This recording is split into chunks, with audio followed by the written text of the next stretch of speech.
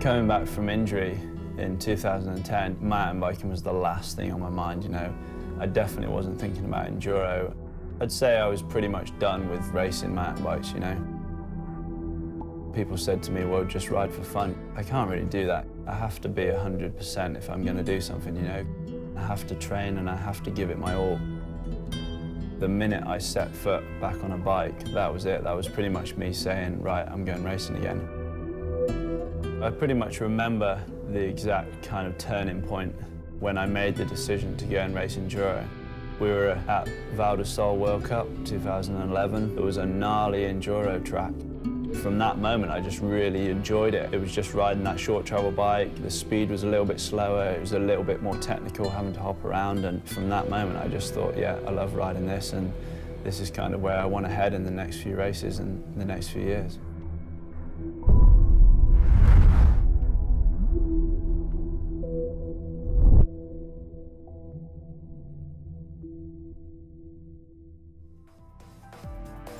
So the Mega Avalanche is a mass start race with around 2,000 people. It's crazy.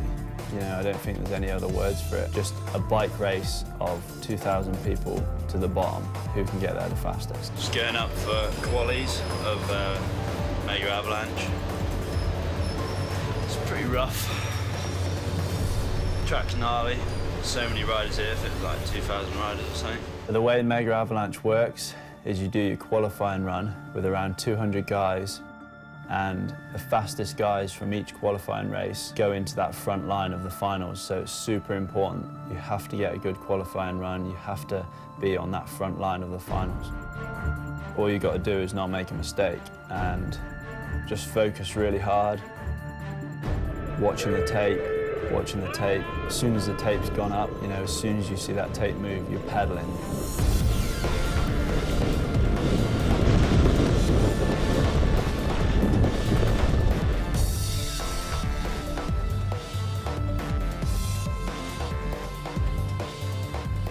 The race has two paces, definitely. You know, you've got the start to the first turn, which is just 110% everything you've got. And then as soon as you know you're in front, you've basically got to ride fast, but you've got to ride smooth, and you've got to make no mistakes, and you can't break your bike. As soon as I was at that first turn, you know, I knew I kind of had it. Races like Mega Avalanche in qualifying, you're just cruising down really, and you're probably going slower than you would in practice just because you don't want to break your bike and you don't want to crash. Qualifying at Mega, I won my heat, but I was second overall to Nicolas Voulez. Mega Avalanche, as long as you're on that front row, does it really matter where you are?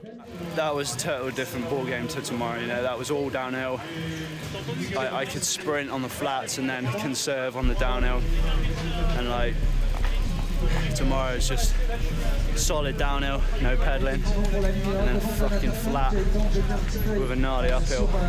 It's gonna be hard. So the morning of Mega Avalanche, you're up at 4:45 in the morning. Some basic human instincts kick in at that time in the morning. What time is it after? 5 o'clock. It's ridiculous. This morning. In the World Cup morning. You're in the lift queue at 5:30 and you're just thinking you shouldn't be there racing a bike at that time in the morning, you know. You've got to get your game face on early and it's tough. Holy smoke. So sitting on the start line at Mega, the nerves and the feelings that are going through you are pretty crazy, you know. I'd walked down the first 500 meters of the track and man, I've never had such a gnarly start in all my life. It's gonna get wild. I knew that I had to be at the first turn first. I'd walked down there and I'd seen how icy it was, and I knew that whoever got there first was going to crash. Psyched to get the fuck off the snow. I hate snow racing. 10 seconds before the tape lifts, I was completely focused, 110%. You've kind of got to empty your head and just completely ride off your instincts, you know, because there is no way you can plan what's going to happen. 5 seconds, the tape lifts, and everything goes out the window.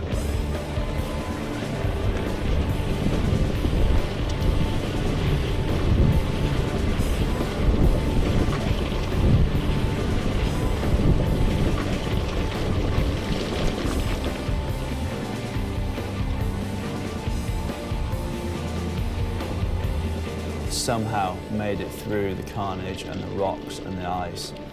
And you know, all this time you've been thinking about the start and how you're going to get out in front, and then all of a sudden you're out in front and there's 2 guys in front of you, so you're within the top 3.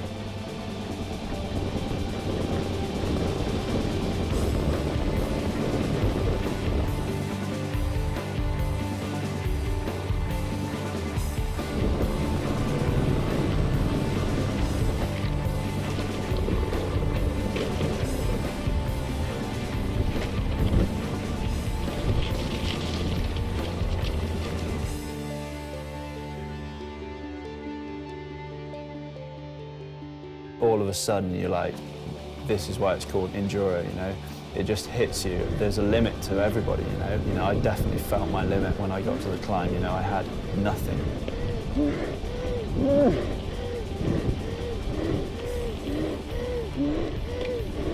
It's just gnarly, you know? It's Enduro racing, and it is Enduro racing. It is definitely not downhill racing. You've got to race it to experience that pain.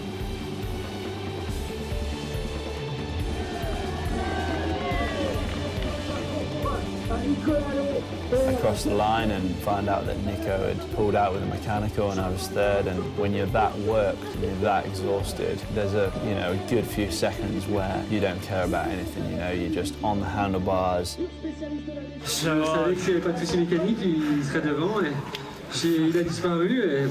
unreal.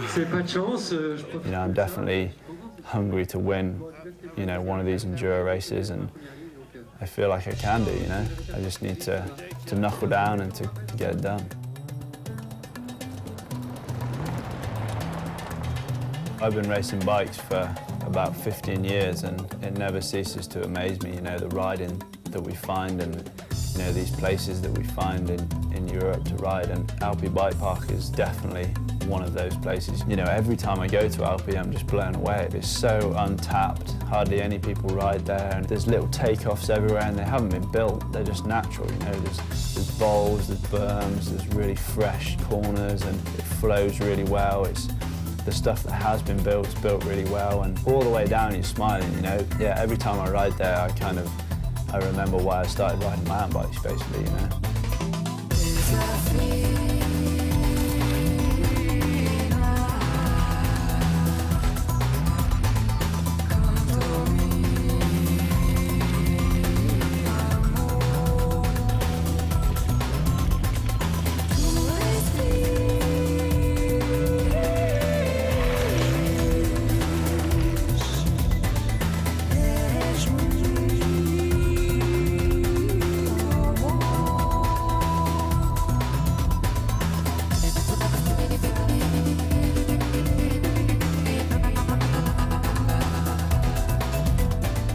When you've ridden a bike for as long as I have, you ride and you live to find those good locations and those good spots.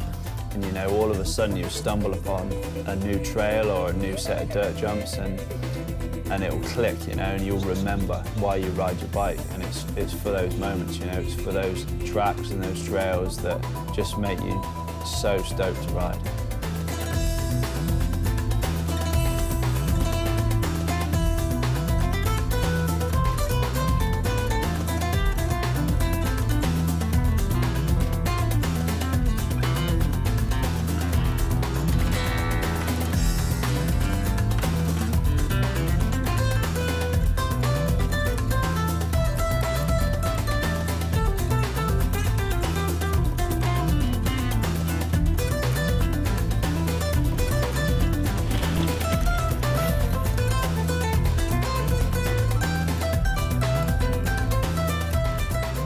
Whole kind of career, I've definitely jumped around a lot, you know. I've gone from BMX to downhill to four cross, back to BMX, and You know, now I'm riding Enduro, and I do genuinely enjoy riding different disciplines, you know, and different bikes, and trying to push myself in different areas, and I really do like revel in a new challenge and a new kind of direction, and that's definitely what keeps me fresh. I think in the next 5 years, I definitely see myself still racing. I don't have any plans to give up as yet.